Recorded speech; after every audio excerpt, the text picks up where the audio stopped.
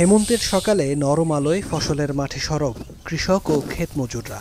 পাকা আমনের ঘ্রাণ আর কৃষকের কাস্তে দুয়ে মিলে তৈরি হয় সমৃদ্ধির সোপান। রাজশাহী অঞ্চলে শুরু হয়েছে আমন ধান কাটা ও মাড়াইয়ের কাজ।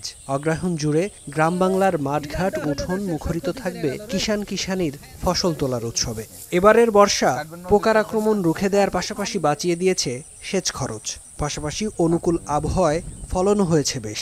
বর্ষা ভালো ছিল, ফলনও ভালো লাগছে। এখন 18-20 মণ করে যাওয়া সম্ভব। এখানে আপনার ধরেন যে 20 মণ 22 মণ বিঘায় ফলন দিয়েছে। হ্যাঁ, লাভ হচ্ছে। নতুন ধান উঠে তারপরে আমরা নতুন ধান এখন তো করতে পারলাম না, তখন আমাদের সব মারলে তখন সব কিছু করে আমাদের তখন আনন্দ করে পূজা করি। প্রাকৃতিক বিপর্যয় না থাকায় গেলবারের মতো বাম্পার ফলনের আশা কৃষি বিভাগের। পাশাপাশি ফসলের ন্যায্য মূল্য নিশ্চিতেরও আশা তাদের।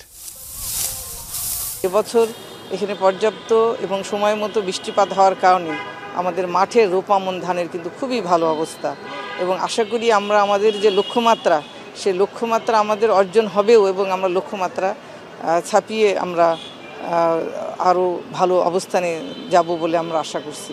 উত্তরের আরেক জেলা নাটোরেও উৎসবমুখর পরিবেশে চলছে ধান কাটা। কার্তিকের মাঝামাঝি থেকে জেলায় ধান কাটা শুরু হলেও অগ্রহায়ণের প্রথম দিনে তাতে নতুন মাত্রা যোগ করেছে নবান্ন উৎসব।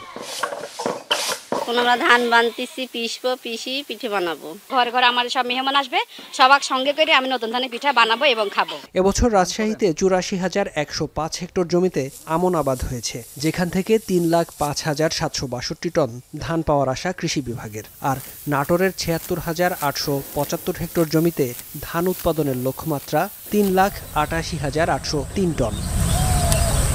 ফেরদৌস আবির, এখন।